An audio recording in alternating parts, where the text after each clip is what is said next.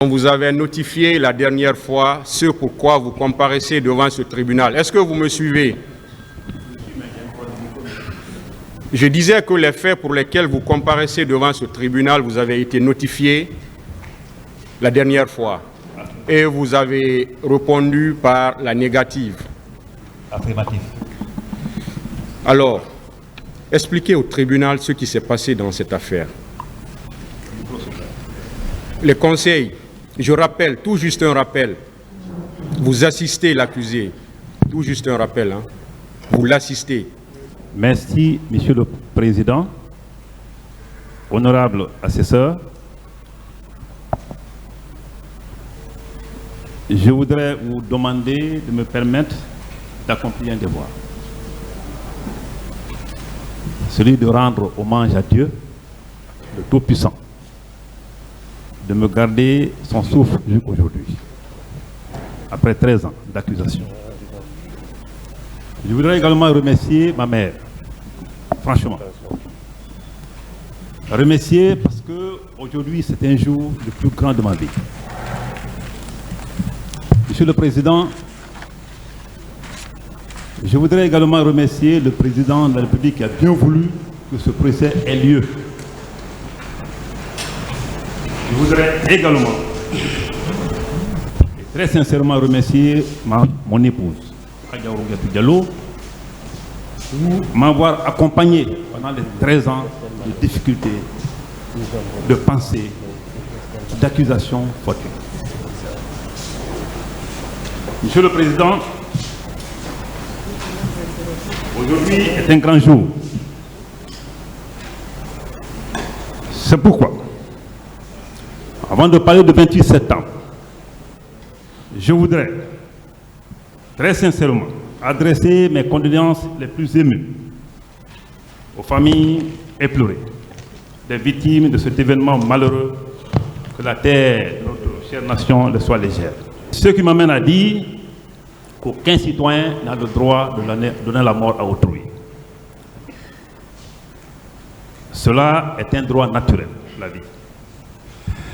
Monsieur le Président, honorable assesseur, je voudrais rapidement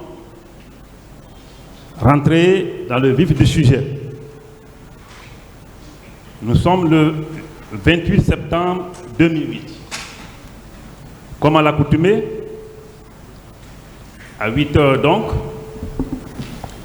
j'ai pris mon garde-corps, comme vous le savez, mon chauffeur, et comme je logeais à Duxine, je suis allé chez moi, ou je partais chez moi, vers Bambeto.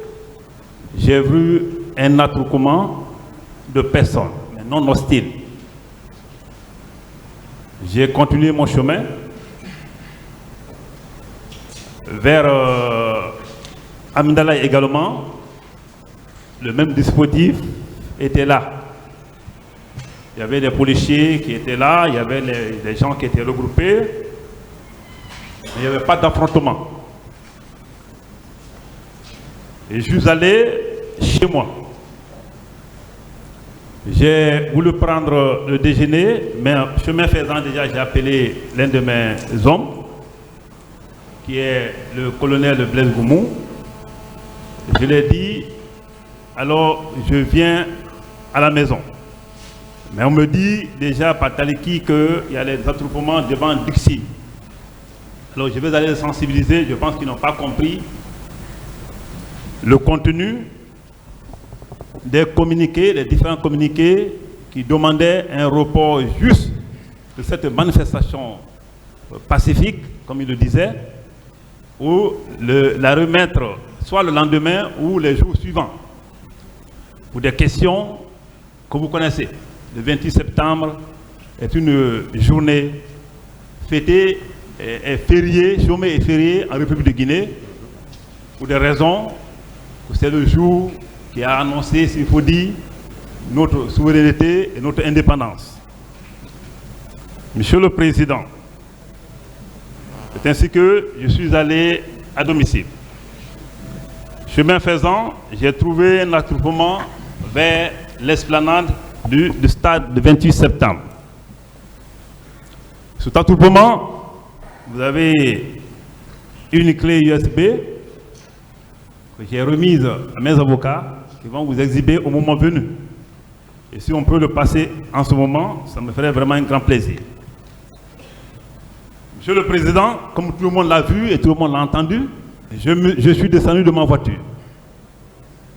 Un chauffeur, un garde des corps, comme j'ai été toujours d'ailleurs.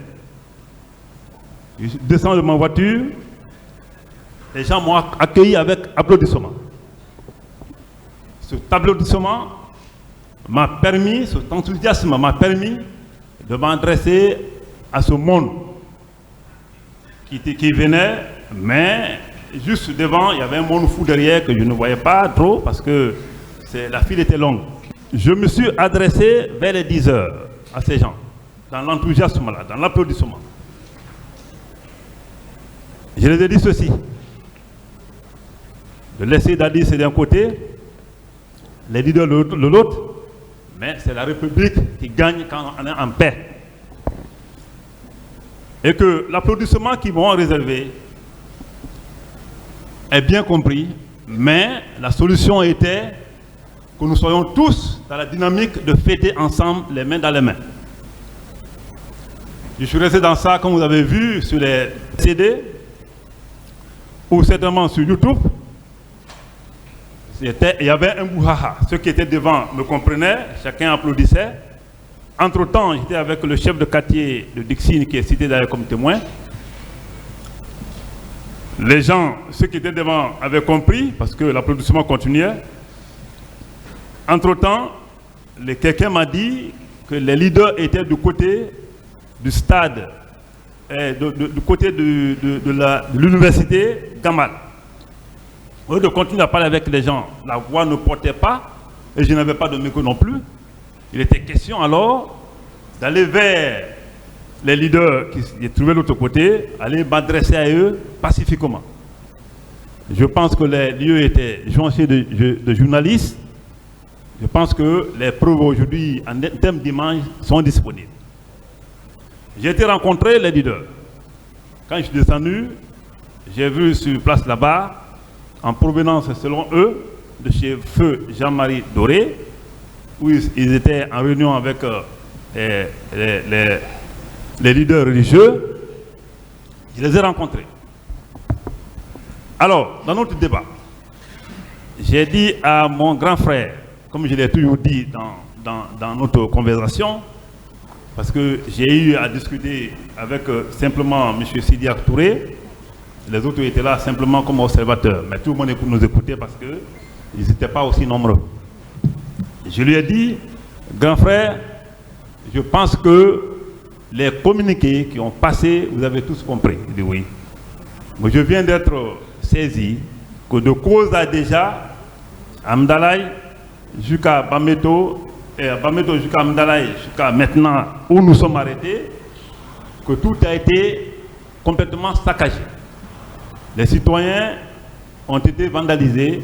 Il dit c'est extrêmement grave cela lorsqu'on est en train lorsqu'on a à avoir affaire aux gens qui sont appelés à gérer ce pays-là un jour.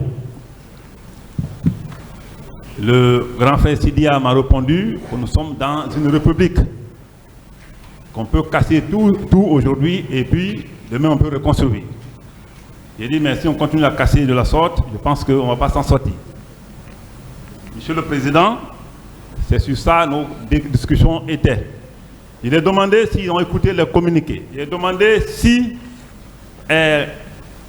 l'appel du président Dadis à l'époque du CNDD avait tardivement la nuit, si lui, il n'avait pas compris le bien fondé. Il m'a dit que pour le moment, il veut faire une déclaration et il veut s'en aller.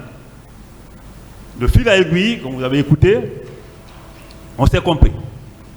On s'est compris sur quoi? Il était question de libérer tous ceux qui se sont rendus coupables des casses ce jour et en contrepartie et reporter, parce que moi j'ai insisté, même si c'est demain. Mais c'est demain le 29, Au stade de Nongo, parce que ici, là, il y a un match qui est en préparation. Au stade de Nongo, moi, je peux vous accompagner comme il a toujours fait. Alors, je pense qu'on s'était compris. Et j'ose croire qu'on s'était vraiment compris. Parce que la conclusion était, nous allons vers nos militants pour aller les expliquer ce que nous avons entendu, nous avons retenu ici. Mais en contrepartie, il est question, c'est frère Cyril Dalin qui a posé ce problème, et là, Cyril Dalin. En contrepartie, il est question que tous ceux qui ont été arrêtés soient libérés. J'ai dit que je ne sais pas si quelqu'un est arrêté, mais ceux qui étaient déjà avec un pick-up policier ou pick-up policier qui était à côté, j'ai tout de suite, pour les questions de paix, j'ai dit aux policiers, libérez ces gens-là, si c'est ceux qui peuvent amener la paix. Je pense que dans l'ordre d'opposition, certainement, s'ils n'ont pas occupé la partie, je pense qu'ils doivent normalement revenir sur ça. Les gens ont été libérés aussitôt devant eux, une manière de leur rassurer que ce qui est de notre côté, qu'on va vraiment accomplir cette mission pour que la paix vraiment règne, pour que la journée soit une journée vraiment fériée pour tous. Ainsi, c'est là-bas où on s'est quitté. Moi, je suis revenu chez moi. Je suis revenu chez moi, et rapidement prendre une douche, je suis à déjeuner. À l'époque, je n'avais qu'un enfant. Ma femme était encore jeune. Et j'ai pris, juste causé avec madame, il dit que, écoutez, la situation sur le terrain n'est pas bien. J'ai pris un engagement, je vais vers CMS. De passage, je suis venu vers la CMS. CMS, je n'ai trouvé personne. Je l'ai dit dans ma déposition. Personne arrêté. Donc, chemin faisant, parce que mon bureau était au camp, juste à la sortie vers l'Imaya. Chemin faisant, j'ai appris qu'un groupe de militaires était venu. Et que ce groupe de militaires a fait irruption dans la zone. La première question que j'ai posée dans le stade, mais donc les leaders sont au stade, et oui, ils sont au stade. Mais on avait déjà compris quelque chose. Ah non, je pense que le public, ils n'ont pas pu convaincre les gens, ils sont au stade. D'après toujours le talqui. Je me suis dit d'accord. J'étais dans le dilemme. Qu'est-ce qu'il faut faire? Est-ce qu'il faut jouer le rôle de soldat? Ou est-ce que si quelqu'un me dit tout maillé au stade avec des hommes, est-ce qu'il faut risquer la vie et revenir? J'étais obligé. Je dis bien, j'étais obligé d'accepter de jouer le rôle de soldat. Car la tenue que nous revêtons, nous la portons dans le but de préserver la vie des autres, même si ça doit nous coûter la vie. Donc c'est ainsi, j'ai dit au chauffeur de tourner. Et comme vous le savez, le CNDD a maintenant, si ce n'est pas pour aller pour les missions difficiles en forêt, moi j'ai toujours un chauffeur, un garde de corps dans ma voiture. Tout le temps de Alpha Condé, les gens peuvent vraiment le témoigner aussi. Je suis venu sur le terrain. En allant, je suis descendu de la voiture où se trouvaient policiers et gendarmes, dont le directeur Farima lui-même m'a poussé, il ne faut pas rentrer. Pour l'instant, que Touma et moi, on ne se parlait pas, avant cela. Et pour cause. Vous savez, un jour, nous sommes en janvier et février 2009. Quand le domicile de l'âge Cyril Dalin et sa femme ont été l'objet de visite de pillage des billets rouges, moi étant à l'époque chargé de grand banditisme, j'ai ouvert une enquête. Et l'enquête a abouti à quoi? Que c'était des billets rouges du régiment commando. Ce n'est pas suffisant. L'enquête a continué et on a abouti, je pense que le parquet à l'époque de Dixine ne dira pas le contraire. Donc nous avons abouti effectivement aux éléments qui ont effectivement passé à l'action. Et nous avons arrêté 9 bérets rouges parmi les éléments de Touma, parce que c'était celui qui était le commandant, je veux dire bien, du régiment commando. 9 bérets rouges arrêtés, PV fait, et je pense que ça a fait beaucoup de bruit à l'époque. Quelqu'un, des gens m'ont conseillé, il faut le libérer, le monsieur il va t'attaquer, il n'a qu'à m'attaquer, parce que la loi c'est la loi. Alors, qu'est-ce qui s'est passé un jour? J'étais je dis, à Kamsa, pour une mission d'identification des bateaux qui servaient de transport de drogue. C'est là-bas on m'a appelé pour dire, si tu ne viens pas aujourd'hui, je pense que le groupe de Touma veut attaquer notre service. J'ai demandé le pourquoi. Ils m'ont dit, le pourquoi était simple. Ils veulent libérer les 9 libérés qui sont en prison. J'ai dit non, ça c'est impossible. J'ai automatiquement pris ma voiture, je suis rentré ici la nuit. Et le matin, comme le bruit qui m'a été annoncé, je n'ai pas vu d'indice, le matin je suis venu à mon bureau en ville ici. Entre-temps, vers les 11h, ce jour-là, je vais dire, j'ai été appelé de venir, qu'il y a déjà un accrochage entre les hommes de Touma et mes hommes. J'ai pris ma voiture, je suis parti au camp. J'ai trouvé, le capitaine Dadis m'a même appelé pour dire ce que tu as fait pour ne pas que ça tire entre nous ici. Je pense qu'il faut le libérer, on va le reprendre après. J'ai dit non, je ne peux pas le libérer. Pour rien au monde, je ne peux libérer ces gens-là qui ont piégé un leader, c'est un citoyen et qui n'a rien fait. Ça, ils se sont rendus coupables d'un fait répréhensible. Il faut qu'ils aillent répondre devant la loi. Je pense que, naturellement, comme on me dit, je suis têtu. Je pense que ça m'a coûté un peu la quinine parce que Touma n'a pas laissé son offensive et même les hommes ils étaient encore là à leur défensive. Je pense que ça a pris un moment où le capitaine Dadis, pour raison de stabilité, pour ne pas qu'un tir parte de notre affrontement, était venu lui-même. Les photos aussi sont disponibles. Il est venu en tant que président. Il a dit, écoutez, il s'est mis entre les deux groupes qui étaient en accrochage. Et il les a dit que maintenant, on libère, vous savez que vos hommes n'ont pas bien fait. Mais, pour question de stabilité, pour ne pas qu'un autre problème surgisse entre nous, je vais les libérer. Moi-même, je vais ordonner de les libérer, mais ils seront arrêtés après. Et moi, là, complètement, j'étais pas à l'aise. Mais il n'est pas procéduré. Il ne pouvait suivre que l'équilibre entre la chose pour vraiment continuer à résister. C'est ainsi que les gens ont été libérés, mais contre mon consentement. Et depuis ce jour, je pense que Touma et moi, on se regardait en chaîne de faïence. 3 jours après, c'est le général Sekouba qui m'appelle. Vous savez, mon département au départ, c'était vers Koza, un bâtiment isolé vers Koza là-bas, dans la cour du régiment commando. C'est ainsi que le général Sekouba m'appelle et me dit Tekro, il faut qu'on se voit. J'ai été répondre à l'appel du général.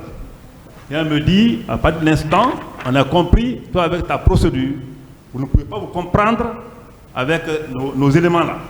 Le mieux, il faut qu'on te fasse sortir de la cour pour aller vers Yimaya, un bâtiment isolé, le B13. Vous allez rester là-bas 2 ans avec ta procédure.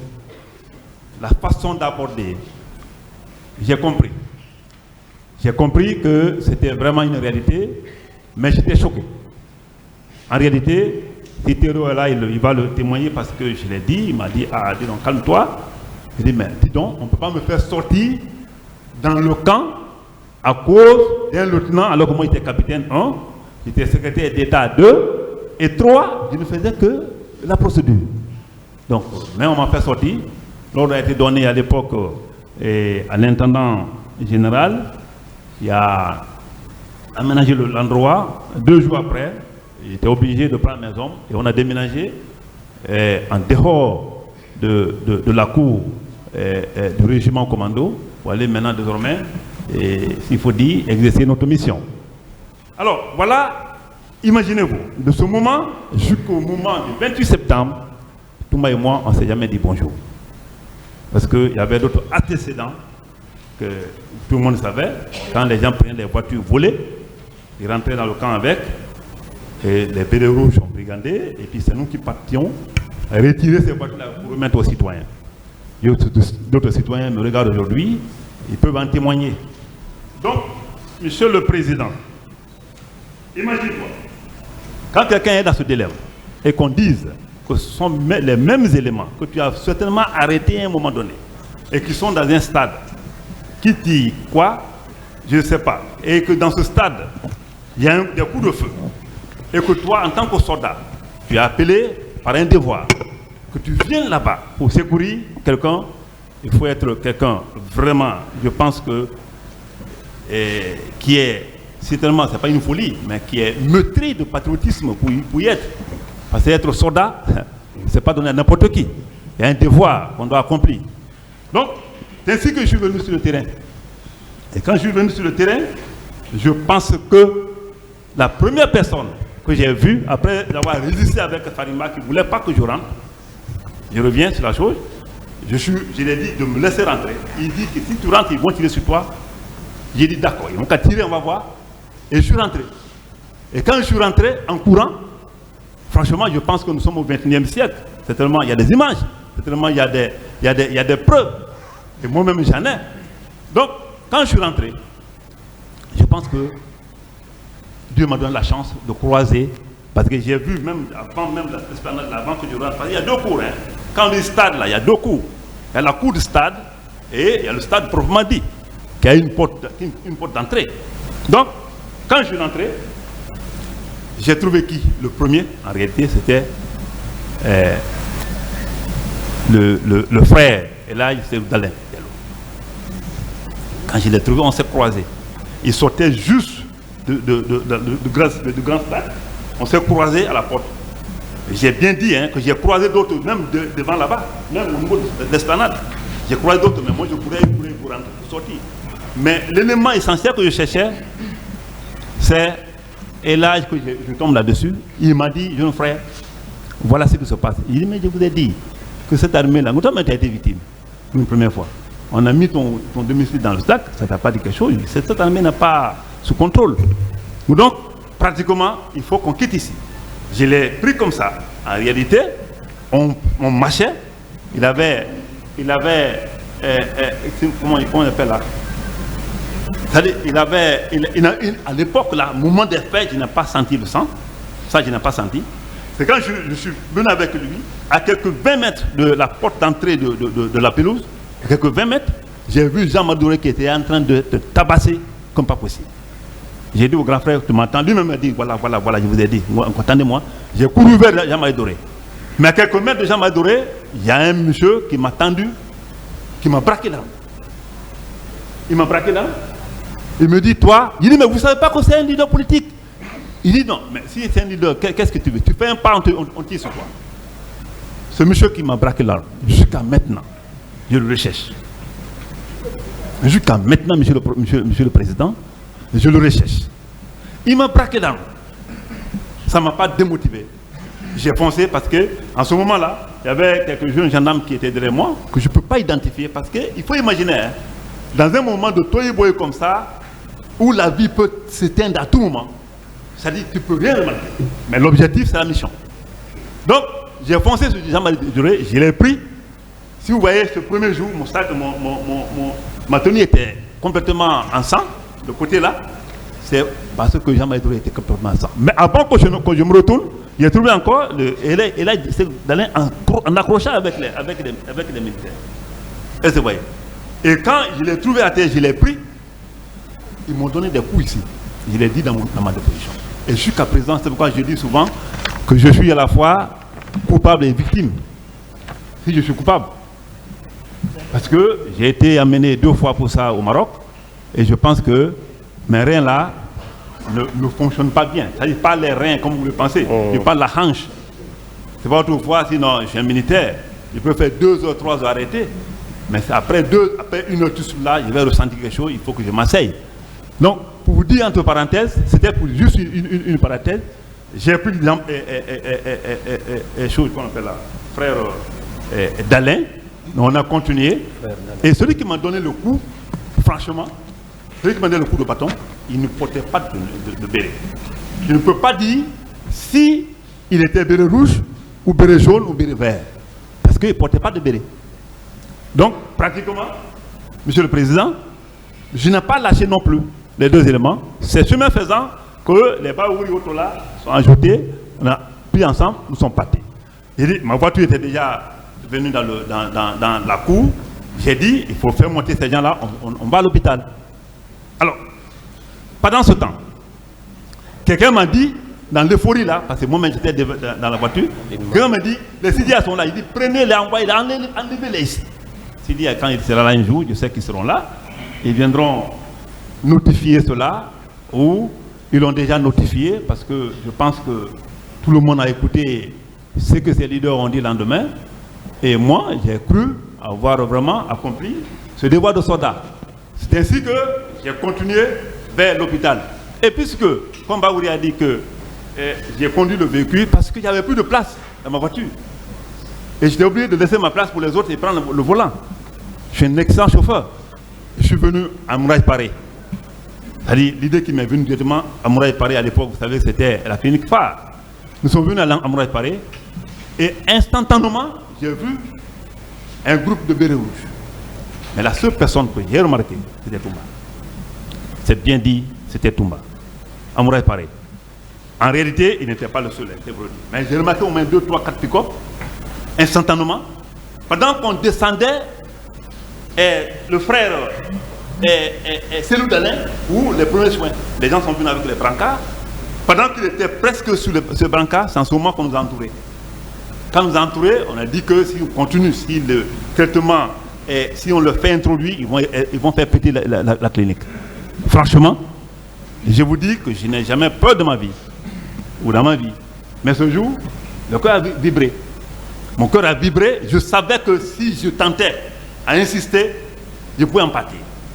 Parce que l'antécédent qui est entre nous m'est venu dans la tête. En même temps, je me suis dit que, qu'est-ce qui se passe? Alors j'ai dit aux gens, remettez-les dans la voiture. Le Dalin a été descendu. Il a été encore remis dans ma voiture. Et je suis monté sur le pont. Sur le pont, je pense que c'est là-bas où la piste a été brouillée. Moi, je suis parti d'abord en ville, j'ai tourné un côté de côté. Je me suis dit de quelque part, comme l'autre l'a dit, comme Baoui le dit deux fois, je faisais des stratagèmes dans ma tête pour dire où les envoyer, pour les mettre en sécurité. C'est ainsi que je suis venu. J'ai piqué sur le camp Sambouri, qui est vraiment un endroit bien sécurisé. C'est un grand camp. Je suis venu, on est rentré, les docteurs sont venus, les médecins et de tout ce qui était en blouse là. Et j'ai dit aux gens, mettez-les urgemment en traitement, en soins préventifs, pour ne pas que quelque chose arrive à ces gens-là. Ils ont été tous installés. Et moi-même, je suis resté un peu longtemps. J'ai demandé aux gens, mais où sont les autres? Quelqu'un m'a dit non, et les gens les ont envoyés vers, je veux dire ici, vers la gendarmerie. C'était ainsi que vers le soir, je suis remonté, après avoir donné les consignes au camp Sambouri, pour dire que sauf ceux qui sont porteurs de blouse, sinon, aucun autre militaire n'avait le droit de visiter ces leaders. Et c'est en ce moment que je me suis retiré, je suis parti au camp. J'ai trouvé au camp là-bas les totos, j'ai trouvé vraiment un monde maintenant là-bas. Et j'ai trouvé le capitaine Dadis, président de CND à l'époque, vraiment en chaleur. Il criait, vraiment, il était surchauffé. Et j'ai fait mon compte rendu. Je pense que j'ai dit qu'il a demandé aussitôt. Donc ils sont là-bas, oui. Et personne d'entre eux n'est gravement blessé. Il dit oui, il y a le sang, mais je pense qu'ils sont vraiment, leur vie n'est pas en danger. Et c'est ainsi qu'ils m'ont demandé de les accompagner, de ressortir avec le Premier ministre Komara, avec le ministre Koutoubou Sano, qui était le secrétaire général à l'époque de la Ligue religieuse, et de m'accompagner. Il fallait leur demander de bien vouloir se mettre en disposition pour aller à la clinique Pasteur à leurs frais. Je suis ressorti avec le Premier ministre Komara, accompagné par Koutoubou Sano également, et je suis revenu encore sur le terrain, leur dit de ces ministres Komara, Premier ministre Komara qui les a dit, écoutez, on a bien avec le commandant Tcheboro, il est question de vous envoyer, sur l'instruction du président Dadis, à la clinique Pasteur à ses frais. Alors, ils n'ont pas résisté, les gens se sont mis en disposition, nous sommes partis à la clinique Pasteur, on les a déposés, et ceux qui étaient encore au niveau du dispensaire qu'on appelait dans le temps PM3, à la gendarmerie, nous sommes repartis vers eux avec le Premier ministre Komara et le secrétaire général Koutoubou Sano. On les a dit de se mettre en disposition Et ils sont venus encore, ils se sont mis à notre disposition, ils sont venus, ils ont été tous admis à la clinique Pasteur. J'y étais, et c'est moi qui pilotais la mission en fait. Donc, pratiquement, j'ai mis une ceinture qu'on appelle le cordon sécuritaire autour de la clinique Pasteur jusqu'au matin. Jusqu'au matin, j'ai mis alors un cordon sécuritaire autour d'eux. Je pense que jusqu'au matin, il ne s'est rien passé. Il s'est vraiment rien passé et les gens ont reçu des soins, comme ils l'ont dit eux-mêmes, à travers les zones. Monsieur le Président, voilà ce jour-ci, ce qui s'est passé. Ce jour-là, ce qui s'est passé. Et jusqu'à présent, moi, j'ai les films dans ma tête. Et je n'ai eu peur que chaque fois, quand je me couche là, ou à chaque fois, le 26 ou 27 septembre de chaque année, sur les 13 ans, et quand je fais le film dans ma tête, je me dis, c'est bien. C'est bien pour un pays d'accuser un innocent. Lorsque ma déposition a été demandée en 2012, lorsque le cours des juges d'instruction m'a reçu, la première des choses que j'ai posées à ces juges de cours d'instruction, je les ai demandé, est-ce que ceux que vous avez déjà entendus, qu'est-ce qu'ils ont dit de moi? Je pense que le pool m'a dit que les leaders ont bien parlé de toi. Aucune femme n'a parlé de toi dans le cadre de viol ou ceci ou cela. Alors, quel est alors le mobile de ma présence? Ils m'ont dit, non, tu viens d'abord de ça. Hein. Comme j'ai signé. Je suis un officier supérieur, je ne peux pas revenir sur ma signature, quel que soit le prix à payer. Heureusement, je les ai posé la question de savoir quel est le mobile de moi, ma présence ici. Bon, la non-assistance à la personne en danger, tout ça là, je pense que je pouvais ne pas, on ne pouvait pas me poser la question là ce jour-là. Ils m'ont simplement dit, alors certains vous accusent de ceci, de cela, et je pense que quand vous regardez mes SIR, en aucun moment, j'ai affirmé ce qui est mis sur mon dos. Mais ce qui a été paradoxal, et ce que je ne comprends pas jusqu'à maintenant, je les ai dit ce jour, si quelqu'un, par méchanceté des Guinéens, parce que le Guinéen est méchant, si quelqu'un parlait de moi, que j'ai commis un acte quelconque, hein, allant dans le sens contraire du droit, il dit, j'aimerais que vous me confrontiez à l'intéressé avant de prendre votre décision. Parce que la loi, c'est la loi. Et j'ai été promis que je serai confronté à tous ou toutes celles qui viendra me porter un préjugé sur mon dos avant de prendre leur décision. Malheureusement, Monsieur le Président, quand l'ordonnance de renvoi est apparue en 2017, lorsque j'ai vu à l'intérieur de cette ordonnance, par l'intermédiaire de mon avocat, que j'étais effectivement accusé ou inculpé pour des faits de meurtre, d'assassinat, complicité de meurtre et d'assassinat et assassinat, enlèvement, détachement arbitraire, séquestration, torture, complicité de coups et blessures volontaires et violence volontaire. Et plus loin, je pense que c'est une question de vie ou de mort. Ce dossier qui nous amène ici, c'est un dossier important. Donc, quand je suis dans ma fouille, permettez-moi, je vous connais déjà, vous avez la patience du python, permettez-moi de fouiller bien pour que vous soyez vraiment bien édifiés, pour éviter les mêmes erreurs que le pôle de juge d'instruction a faites. Continuez, s'il vous plaît. D'accord. Monsieur le procureur, j'ai été meurtri d'apprendre, dans la même ordonnance, que certains citoyens, par simple affirmation, comme une certaine Oumou Bari, un certain Mamadou Bailo So et sieur Mamadou Bailo Diallo m'auraient accusé qu'à ma présence que mes hommes auraient tiré sur 2 militants et qui ont perdu la vie à l'esplanade du stade, et que moi-même, je me serais opposé à la récupération de leur corps. Cela m'a poussé à beaucoup réfléchir. Réfléchir sur où nous sommes. Réfléchir, est-ce que c'est possible qu'un Guinéen, malgré tout, peut penser que moi je peux commettre de tels actes? Et plus loin, ce qui est encore choquant et inhumain, une autre allégation, et ça me ronge jusqu'à présent, qu'un certain Mamadou Diallo a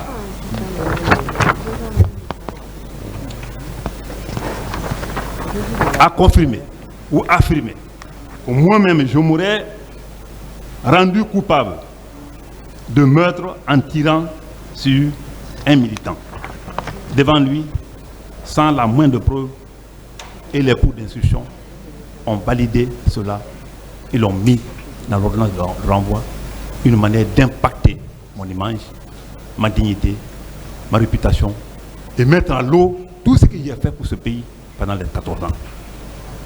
Monsieur le Président, je pense que cette ordonnance de renvoi, comme si c'était la Fatia, a impacté le colonel Djeboro.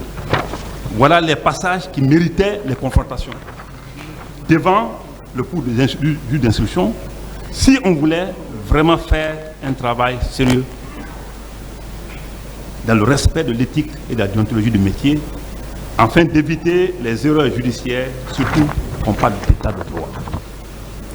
Alors que je les avais dit, messieurs, faites tout pour que je sois confronté à ces gens-là.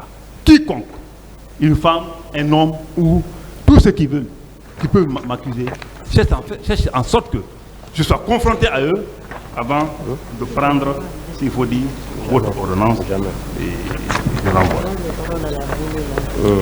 Monsieur le Président, voilà les choses qui me poussent à ne pas regretter ce que j'ai fait. J'ai un ami qui m'a appelé, avant que je ne vienne ici, qui m'a toujours appelé d'ailleurs, et qui me pose la question, pourquoi tu es venu à ce stade? Je l'ai dit tantôt que je suis soldat. Si ça tire encore demain à Madina, j'y serai. Tant que je ne meurs pas, moi je serai toujours devant les faits. Je suis déjà. Peu importe ce qu'on dira de moi, je pense que la justice est là pour clarifier tout ça. Parce que nous sommes dans un monde qui est organisé. Nous sommes dans un état de droit. Ça a été ainsi. Lorsqu'un jour, nous sommes en 2016-2017. Lorsqu'un jour, c'était au temps de Saïdou Fofana, à la maison centrale ici, je sais que vous êtes tous au courant, quand un tir nourri s'est fait entendre ce jour là-bas. J'étais le premier là-bas. J'étais le premier. Aucun officier supérieur de ce pays ne te dira à l'époque qu'il est venu là-bas avant moi. J'ai été interpellé après que j'avais maîtrisé la situation avec le commandant qu'on appelle le commandant des garnisons de Conakry, le major Cissé. Après avoir maîtrisé la situation, après avoir identifié où le coupable, après avoir retiré l'arme, c'est en ce moment que tout le monde est arrivé. Et c'est en ce moment que le journaliste Hamzaba m'a posé la question. Il dit, mon frère, tu es un suicidaire. Je lui ai dit que je suis loin d'être un suicidaire, que je ne joue que le rôle de soldat, que vous avez encore les problèmes de 28 septembre sur la tête. Cela n'a pas fini. Tu viens encore vers un tir que tu ne sais pas qui est en train de tirer et de tirer. Je lui ai dit, si ça tire encore maintenant demain, j'y serai. Peu importe ce que les gens diront, mais je serai en phase avec ma conscience. Monsieur le Président, ce jour, encore, je pense que c'est un jour qui doit être gravé dans la mémoire des Guinéens. Tout le monde était paniqué. Pendant ce temps, le colonel Djeboro courait vers la maison centrale. Et tout ce qui a été fait ce jour, je pense à 80% était sur mes instructions. Donc, et une fois encore, pour dire que ça c'est le travail des soldat, moi je suis étonné que je puisse jouer un tel rôle. Et que les gens m'accusent de meurtre, d'assassinat et de complicité de toutes les autres infractions graves qui sont collées à ma personne. Monsieur le Président, je pense que je suis vers pratiquement la fin, mais je vais simplement vous dire que j'ai cru et j'ose croire avoir joué un rôle. J'ai cru et j'ose croire jusqu'à présent avoir joué un rôle de soldat, de républicain, de soldat qui a revêtu la tenue de sauver les citoyens. Monsieur le Président, ce qui me travaille, et que je n'arrive pas à comprendre, et ça me travaille jusqu'à présent, que des Mamadou m'ont accusé pour Mbari. Je voudrais, avec votre permission, que ces gens viennent ici à la barre, qu'une confrontation soit faite, que ces gens m'exhibent les preuves ici, pour que, je ne parle même pas de ceci seulement, parce que même les juges d'instruction, je pense qu'ils doivent revoir leur position. Parce que ce que j'ai vu écrit dans l'ordonnance de renvoi est un moyen de démotivation de presque tout le monde, même tous les opérationnels. Parce que lorsqu'on agit conformément à la loi, aux règles, conformément à la mission traditionnelle, et que les choses se retournent contre toi, ça n'encourage pas dans un pays. Moi, je pense que les pays comme la France, nous avons vu le cas du petit Gabriel, cet enfant qui s'est vu un jour, s'il faut dire, suspendu dans le vide, au 8e arrondissement, dans un immeuble parisien là-bas, et qui a été sauvé par Mamadou, le Malien de 22 ans. Ce monsieur a été pris comme un héros. Un héros de la République française. Ce monsieur a été décoré. Ce monsieur a eu tous les honneurs qu'un républicain doit avoir.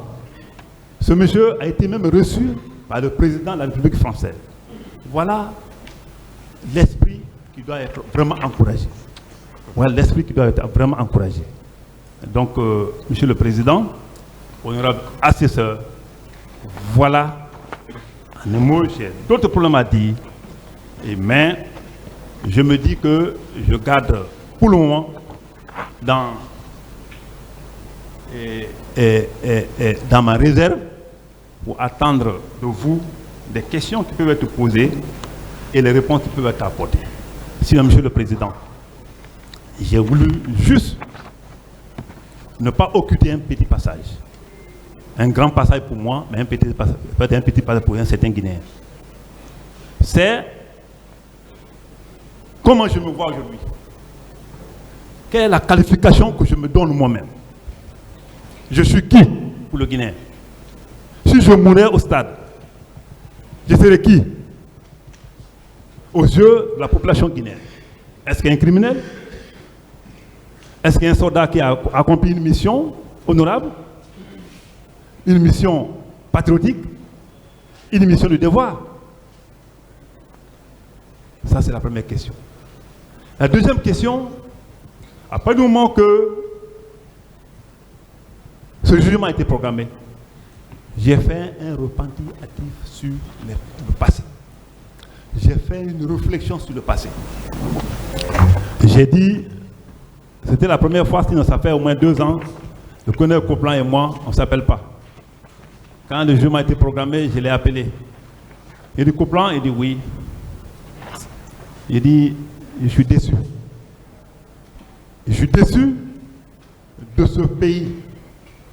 Je suis déçu que nous, après tout ce qu'on a fait, même après qu'on nous a impacté par rapport au 28 septembre, nous avons accompli des missions, qui étaient les missions de devoir. Quand je prends, entre autres, les conflits intercommunautaires que la région forestière a connus. Je l'ai expliqué. Mon ami, si on mourait ce jour là-bas, on serait des gens perdus. Ce sont nos parents qui allaient perdre, nos enfants allaient perdre, nos épouses allaient perdre. Mais nous sommes dans un pays où le devoir bien accompli est toujours mal récompensé. Nous sommes dans un pays où les gens, s'ils veulent t'impacter, ils ne regardent même pas Dieu. Ils ne pensent même pas qu'on va tous mourir un jour, Monsieur le Président. J'ai dit à Coplan, à M. Coplan, regardez un peu le jour qu'on est arrivé en 2011 à Galapaï. Il était avec lui. 29 morts, calcinés. On a fait 3 mois pour résoudre ce conflit et faire les pactes de non-agression entre les citoyens de cette localité avant d'y quitter. Si quelqu'un tirait sur nous ce jour-là, on serait reconnu, s'il faut dire, si une enquête internationale était faite, on va nous prendre même pour coupable d'incendie ou de meurtre ou d'assassinat, comme ça s'est fait maintenant là, et nos enfants n'auront jamais eu le temps de regarder en face les autres. En 2012 ou 2013, le cas de conflit qui a généré à partir de coulées et qui a pris en un temps record toute la forêt, où il y a eu 265 morts, 85 disparus. J'y étais aussi avec Coplan pour 8 mois durant, sans voir la famille, sans même songer à venir à Conakry. Je sais que il y a des cadres forestiers qui me regardent, qui diront l'effort qu'on a fourni. Je pense que ce jour, toute la République, nos chefs hiérarchiques, tout le monde était fier de nous. Mais après ça, même une médaille d'un centimètre, comme ça, nous n'ont pas été au fait. Quand je fais une allusion à la République française, c'est à ce niveau-là. Et j'ai dit à Coplan, si la vie pouvait reprendre, qu'est-ce qu'il allait faire? Et qu'est-ce que moi j'allais faire? En tant que républicain, s'il la pouvait reprendre, même en sortant ici, si demain, lendemain, je ne souhaite pas, si ça tire dans une agglomération, dans un lieu, et je suis à côté, j'ai entendu le tir, j'irai vers le tir. Car moi je suis fait pour ça, j'ai revêtu la tenue pour ça. Cette crise a été résolue. 8 mois, j'y étais. Et tout récemment, j'étais presque seul là-bas parce que Coplan était malade. En 2020, j'étais encore sur le terrain des crises intercommunautaires en forêt. Il y a eu des dizaines de morts. Et à Zérekouré, et à Massanta. J'étais encore là-bas. Les résolutions ont été faites. Les pactes de non-agression ont été signés. Et assortis d'une médaille que le vieux Azali a bien voulu m'offrir. Non, Monsieur le Président, pour dire simplement que je suis à votre entière disposition. Je suis à votre entière disposition. Et puisque je vous crois, et puisque je crois à mon pays, et puisque je sais que le droit c'est la dit, et puisque je sais la seule inquiétude que tout le monde a et que moi je n'en ai pas, c'est pour dire est-ce que ce jugement sera impartial. Mais moi je crois que ce jugement sera impartial. Je crois que c'est un problème historique. Je crois que nous sommes devant la face du monde et que à partir d'aujourd'hui, les gens sauront qui a fait quoi. Mais je termine par dire que je suis prêt à toute confrontation avec avec mes accusateurs. Parce que jusqu'à preuve du contraire, je ne reconnais pas les faits qui m'ont été reprochés, qui ont été fabriqués de toutes pièces et mettre sur ma tête.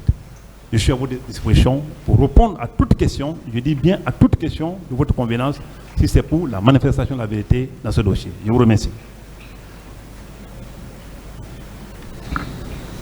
Monsieur Moussa Tchegboro Kamara. Président, Monsieur le Président. Au moment des faits, quelle fonction occupiez-vous? Moi, les faits, à quel moment? Au moment des faits. Au moment de ces faits dont vous venez de relater. J'étais secrétaire général, secrétaire d'État à la présidence, chargé des services spéciaux, la lutte contre la drogue et le grand banditisme.